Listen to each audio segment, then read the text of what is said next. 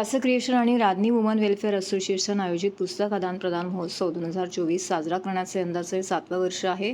पुस्तक वाचन करणे, त्याची गोडी लागणे, पुस्तकांवरती प्रेम जडणे हे एक विलोभनीय वास्तव्य आहे आणि हे प्रत्येक सुजाण व्यक्तीच्या नशिबी असावे, म्हणून व्यास क्रिएशन दरवर्षी पुस्तक आदान-प्रदान महोत्सव आयोजित करतो. तुम्ही वाचलेली पुस्तके देऊन दुसरी उपलब्ध असलेली पुस्तके न वाचलेली पुस्तके घ्यावी, असाच असतो हा पुस्तक मेळावा. तसेच या आदान-प्रदान महोत्सवानिमित्ताने एक दक्षता पर्यावरणाबद्दल जागरूकता असावी हे अध्यारूत केले जाते. पुस्तके वाचा, झाडे जगवा हा संदेश दिला जात आहे. व्यास पब्लिकेशनची ही अशी धारणा आहे. त्याचबरोबर सकाळच्या सत्रामध्ये वेद अकॅडमीतर्फे पुस्तकांचं अभिवाचन केलं. राधनी सभासद संगीत कराओके सादर करतील. तर सायंकाळी 4च्या सत्रामध्ये प्रमुख पाहुणे डॉक्टर श्रीधर ठाकूर, डॉक्टर सोमन नवलकर, एकनाथ आव्हाड आणि रेखा मॅडम यांच्या उपस्थितीमध्ये प्राचार्य अशोक भावगे यांच्या बालकट्टा, जीर्ण पाचोळ्याचा आक्रोश आणि करुणेची नीलभुलाई या 3 कविता संग्रहाचा, तसेच चारुशीला भामरे लिखित सफर समुद्राची आणि महाराष्ट्रातील लोककथा आणि संध्या सावंत यांचे जंगलातील चोरी या पुस्तकांचे प्रकाशन मान्यवरांच्या हस्ते संपन्न झाले.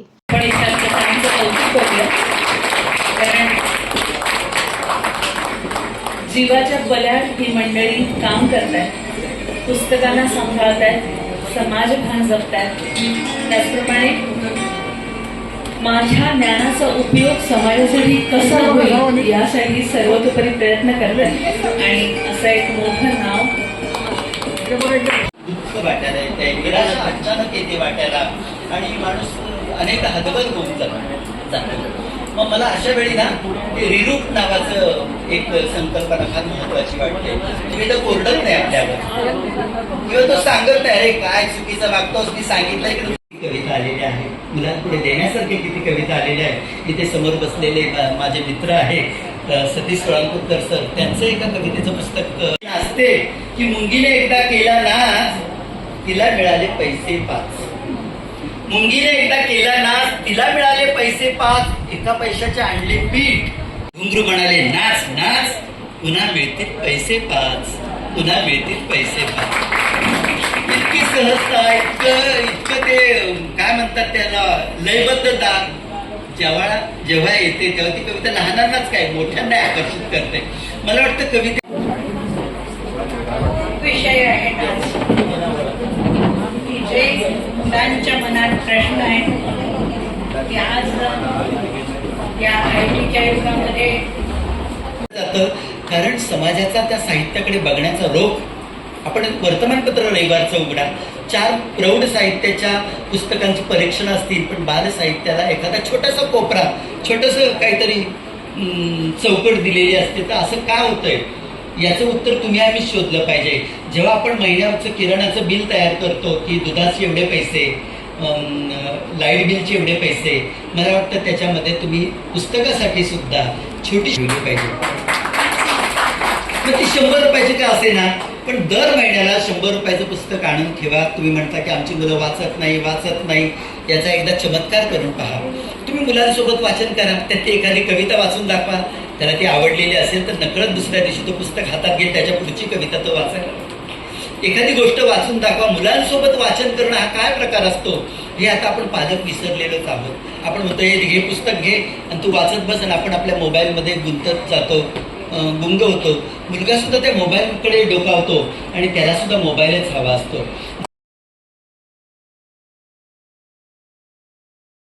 सर्व नागरिकांना आवाहन करण्यात येत आहे की सध्या डासांमार्फत पसरणाऱ्या डेंग्यू या आजाराचा प्रसार रोखण्यासाठी प्रत्येकाने पुढील प्रमाणे कार्यवाही करावी. डेंग्यू आजार एडिस इजिप्ती हा डास चावल्याने होतो. या डासांची पैदास साचलेल्या किंवा साचवलेल्या स्वच्छ पाण्यामध्ये होते. 8 दिवसांपेक्षा जास्त दिवस पाणी उघडे व साचून राहिल्यास त्यात डास अंडी घालतात. अंड्यांच्या अळ्या तयार होऊन पुढे डास तयार होतात. यासाठी आपल्या घरातील पाणी साठे, उदाहरणार्थ बॅरल्स, पिंपे, टाक्या, हौद, रांजणे इत्यादी दर आठवड्याला रिकामे करून घासून पुसून कोरडे करून पुन्हा भरावे. 1 दिवस कोरडा दिवस म्हणून पाळावा. पाणी साठ्यांना घट्ट झाकणे बसवावीत किंवा जुनी साडी, चादर, धोतर यांनी बांधून झाकून ठेवावीत, म्हणजे डास त्यात जाऊन अंडी घालणार नाहीत. घराच्या गच्चीवर आजूबाजूला अंगणात कोठेही पाणी साचू देऊ नये. भंगार सामान उघड्यावर टाकू नये. उदाहरणार्थ टायर्स, प्लास्टिक सामान, कुंड्या, टाकाऊ वस्तू इत्यादी. अशा सामानात पावसाचे पाणी साठून त्यात डेंग्यूच्या डासांची पैदास होते. घरातील कूलर्स, फ्रीजच्या पाठीमागील ट्रे हे देखील वेळोवेळी कोरडे करावेत. लक्षात ठेवा, नुसत्या फवारणीने डास घनता कमी होत नाही, तर त्यासाठी डास पैदास ठिकाणे नष्ट करणे ही आपल्या सर्वांची जबाबदारी आहे. कोणताही ताप अंगावर न काढता जवळच्या शासकीय रुग्णालयात मोफत औषधोपचार घ्या. अशा प्रकारे नागरिकांनी सहकार्य केल्यास डेंग्यूचा प्रसार रोखणे सहज शक्य आहे.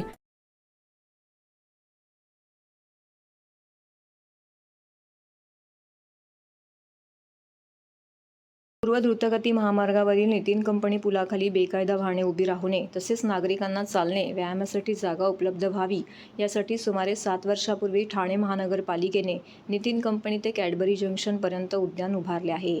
या उद्यानामुळे परिसरातील ज्येष्ठ नागरिक, क्रीडापटू येथे खेळण्यासाठी येत असतात, टेहळण्यासाठी येत असतात. या उद्यानामुळे परिसरातील ज्येष्ठ नागरिक, क्रीडापटू येथे येत असतात. परंतु महानगरपालिकेच्या दुर्लक्षामुळे आता हे उद्यान डम्पिंगचा भाग झाल्याचं चित्र आहे.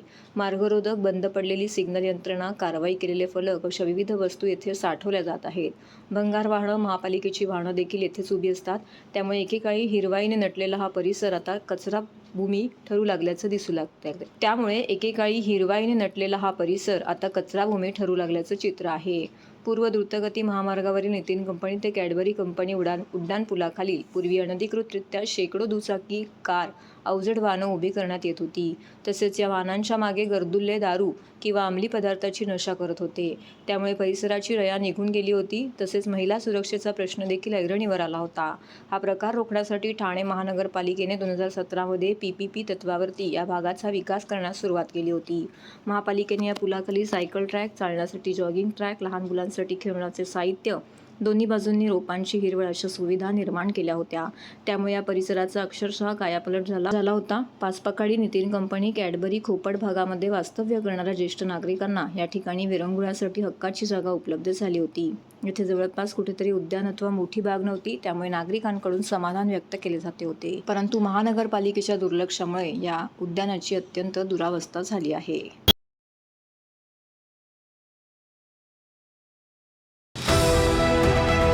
TJSB सौर शक्ती कर्ज, गो ग्रीन, करा वीज बिलावर बचत. आकर्षक व्याजदर, 84 महिने परतफेड कालावधी, 80% लोन, व्यावसायिक आणि उद्योजकांकरता सुद्धा. अधिक माहितीसाठी तुमच्या जवळच्या शाखेला भेट द्या किंवा संपर्क साधा. 1800-223-466 आणि 1800-266-3466.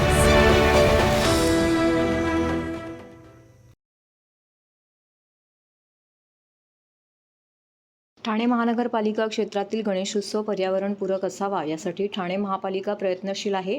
त्याबाबत पर्यावरण क्षेत्रातील संस्था व तज्ज्ञ आणि पारंपरिक मूर्तिकार संघटना यांच्याशी संवाद साध येत असल्याची माहिती ठाणे महापालिकेचे अतिरिक्त आयुक्त प्रशांत रोडे यांनी दिली आहे. अतिरिक्त आयुक्त प्रशांत रोडे यांच्या दालनामध्ये या संदर्भात बैठक झाली. या बैठकीत स्वयंसेवी संस्थेतर्फे रोहित जोशी, मूर्तिकार संघटनेचे प्रतिनिधी मंगेश पंडित, मुख्य पर्यावरण अधिकारी मनीषा प्रधान, उपमुख्य पर्यावरण अधिकारी विद्या सावंत इत्यादी उपस्थित होते. या बैठकीमध्ये पर्यावरण स्नेही गणेशोत्सव 2014 साजरा करण्यासाठीची पूर्वतयारी आणि नागरिकांचा सहभाग वाढवण्याच्या अनुषंगाने विविध उपक्रमांवरती चर्चा झाली. पर्यावरणपूरक गणेशोत्सवाबाबत जागरूकता, महापालिका क्षेत्रातील शाळांमध्ये प्लॅस्टर ऑफ पॅरिसच्या दुष्परिणामांविषयी माहिती देणारे कार्यक्रम आणि शाडू मातीच्या मूर्ती बनवण्यासाठी स्वयंसेवी संस्थांकडून कार्यशाळा आयोजित करण्यात येणार आहे. ठाणे जिल्ह्याला पाणीपुरवठा करणाऱ्या बारवी धरणातील आणि आंध्रा धरणातील पाणीसाठा आता हळूहळू कमी होऊ लागला असून सद्यस्थितीमध्ये बारवी धरणामध्ये अवघे 27.43% तर आंध्रा धरणामध्ये 29.94% पाणीसाठा शिल्लक आहे. गेल्या वर्षीच्या तुलनेमध्ये सुमारे 3% हा पाणीसाठा कमी आहे. या दोन्ही धरणातील पाणीसाठा 15 जुलैपर्यंत पुरेल अशी माहिती पाणीपुरवठा विभागातर्फे देण्यात आली आहे. असं असलं तरीही पावसाची अद्याप कुठलीही चिन्हे नसल्याने पाणीसाठ्याचे नियोजन करण्यासाठी संपूर्ण जिल्ह्यात काही अंशी पाणी कपात लागू होण्याची शक्यता व्यक्त होत आहे. ठाणे जिल्ह्यातील नागरी वसाहती तसेच औद्योगिक वसाहतींना मुरबाड तालुक्यातील MIDCच्या बारवी धरणातून आणि पुणे जिल्ह्यातील टाटा कंपनीच्या आंध्रा धरणातून पाणी पुरवठा केला जातो। यापैकी बारवी धरणाची एकूण पाणी पातळी क्षमता ही 338.84 दशलक्ष इतकी आहे, तर आंध्रा धरणाची एकूण पाणी पातळी क्षमता 339.14 दशलक्ष इतकी आहे। या दोन्ही धरणांच्या पाणी पातळीमध्ये सद्यस्थितीमध्ये घट होऊ लागली आहे। सद्यस्थितीमध्ये बारवी धरणात एकूण पाणीसाठ्याच्या तुलनेमध्ये 92.95 दशलक्ष म्हणजे 27.43% पाणीसाठा उपलब्ध आहे, तर आंध्रा धरणामध्ये सद्यस्थितीमध्ये 101.55 दशलक्ष म्हणजेच 29.94% इतका पाणीसाठा उपलब्ध आहे। मागील वर्षी 7 जून रोजी बारवी धरणामध्ये 29.70%, तर आंध्रा धरणामध्ये 32.47% इतका पाणीसाठा होता। गेल्या वर्षीच्या तुलनेत या दोन्ही धरणांच्या पाणीसाठ्यामध्ये सुमारे 3% घट झाली आहे। जिल्हा प्रशासन तसेच पाणीपुरवठा विभाग, पाटबंधारे विभाग जिल्ह्यातील मुख्य धरणांच्या पाणीसाठ्याचा आढावा घेत असतात। अशाच प्रकारे जिल्हा प्रशासनाने जिल्ह्यातील मुख्य धरणातील पाणीसाठ्याचा आढावा घेऊन त्यातील पाणीसाठ्याची आकडेवारी जाहीर केली आहे। उत्पादन शुल्क विभागाच्या विविध पथकांनी ठाणे जिल्ह्यामध्ये अंजूरगाव खाडी, कालवारणगाव, छोटी देसाई, मोठी देसाई खाडी, आलिमघर, दिवाखाडी, मानेरे गाव या ठिकाणी हातभट्टी केंद्रावरती छापे टाकले। या मोहिमेमध्ये कारवाईमध्ये 12 गुन्हे नोंदवले असून यामध्ये एकूण 21,88,700 रुपये किमतीचा मुद्देमाल जप्त करण्यात आला आहे। या गुन्ह्यातील आरोपी विरुद्ध महाराष्ट्र दारूबंदी अधिनियम 1949 अन्वये गुन्हा नोंद करण्यात आला आहे। या कारवाईमध्ये जप्त केलेल्या साहित्यांमध्ये 55,200 लिटर रसायन, 35 लिटर गावठी दारू, 2 डिझेल इंजिन तर इतर हातभट्टी साहित्याचा समावेश आहे। नाशवंत मुद्देमालाचा जागीच नाश करण्यात आला, तर 2 डिझेल इंजिन जप्त करण्यात आले आहेत। राज्य उत्पादन शुल्क आयुक्त डॉक्टर विजय सूर्यवंशी यांच्या मार्गदर्शनाखाली कोकण विभागीय आयुक्त प्रदीप पवार यांनी अंबरनाथ, कल्याण, भिवंडी, ठाणे व डोंबिवली विभागातील निरीक्षकांच्या पथकाने ही कारवाई केली आहे, असे कोकण उपायुक्त श्री पवार यांनी कळवले आहे। दिल्लीतील नरेंद्र मोदी यांच्या शपथविधी सोहळ्यापुढे राजकीय गोटात हालचाली वाढल्या आहेत। नरेंद्र मोदी यांच्या मंत्रिमंडळात राज्यातील कोणत्याही खासदारांची वर्णी लागणार याकडे साऱ्यांचं लक्ष लागलं आहे। या मंत्रिमंडळामध्ये शिंदे गटाला एक मंत्रिपद मिळणार आहे, त्यामुळे शिंदे गटाकडून कोणाला केंद्रीय मंत्रिपद मिळणार याकडे साऱ्यांच्या नजरा आहेत। या मंत्रिपदासाठी 2 खासदारांच्या नावाची चर्चा आहे, तर काही खासदार डॉक्टर श्रीकांत शिंदे यांच्या नावासाठी आग्रही आहेत। याच दरम्यान मंत्रिपदाचा निर्णय मेरिटच्या आधारावरती होईल असं वक्तव्य मुख्यमंत्री एकनाथ शिंदे यांनी केलं आहे।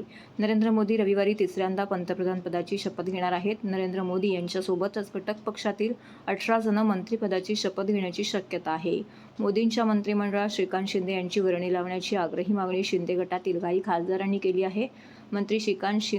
मात्र श्रीकांत शिंदे यांना मंत्रिपद मिळण्याची शक्यता कमी असल्याचं बोललं जात आहे। श्रीकांत शिंदे यांना मंत्रिपद द्यावं अशी मागणी काही खासदारांनी मुख्यमंत्री एकनाथ शिंदे यांच्यासमोर मांडली। यानंतर खासदारांचे मेरिट पाहूनच मंत्रिपदासाठी मी त्यांचा विचार करेन असं मुख्यमंत्री एकनाथ शिंदे यांनी सर्व खासदारांना सांगितलं आहे। पक्षातील सर्व खासदारांनी डॉक्टर श्रीकांत शिंदे यांना मंत्रिपद मिळावं यासाठी आग्रही भूमिका मुख्यमंत्र्यांसमोरच मांडली होती। मुख्यमंत्री शिंदे यांनी सर्वांचं म्हणणं ऐकून घेतलं, मात्र सर्व खासदारांचं मेरिट पाहूनच मी निर्णय घेईन असं मुख्यमंत्री शिंदे यांनी स्पष्ट केलं आहे। दरम्यान शिंदे गटातील एका मंत्रिपदासाठी प्रतापराव जाधव आणि श्रीरंग बारणे या दोन्ही खासदारांच्या नावाची जोरदार चर्चा आहे। त्यामुळे कोणाच्या गळ्यात मंत्रिपदाची माळ पडणार यासाठी थोडी वाट पाहावी लागणार आहे।